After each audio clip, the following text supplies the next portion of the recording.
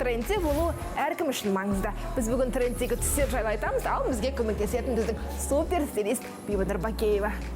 Әр маусымда дизайнерлер ондаған тіпті 100 деген керемет түстер бізге таңдап береді екен. Соның ішінде біз сүйікті түсімізді күнделікте киіп шығамыз. Біреу қара түс, біреу күңгірт түс, біреу мүлдем неон түсін таңдап алады.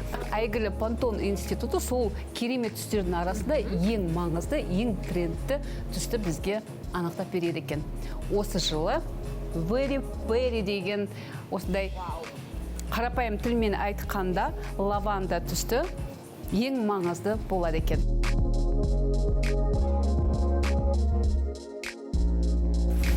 Әрине, жас тамаңдап, мектеп бітірушілердің кеші бізге жақындап қалды. Сондықтан біздің әдемі аруларымызға нәзік пастельді түстер туралы айтқым кеп тұр.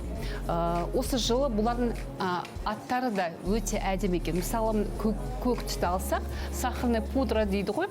Мына біздің көктемнің ашық аспанына өте ұқсайды екен. Розовая паутинка, қызыл торлы, өте әдемі нәзік түс, қызылдың түсі, және де ментол жасылдың осындай пастельді керемет түсі болып келеді екен.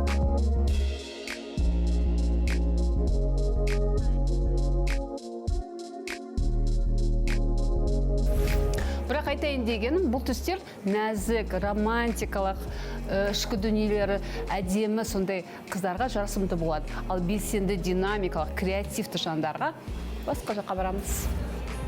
Пуанчина қанық түстердің арасында ең жарқын түс болып анықталды. Бұндай көйлекте сіз назарсыз қалмайсыз. Георгин фуксия түсі. Бұндай түсті көйлекпен әрине демалысқа әрдайым дайын боласыз. Нарцисс түсі. Бұны гректер эгоизмнің символы деп санайды, бірақ та бұл түс әрине бәрімізге керемет энергия сыйлайды. Міндетті түрде.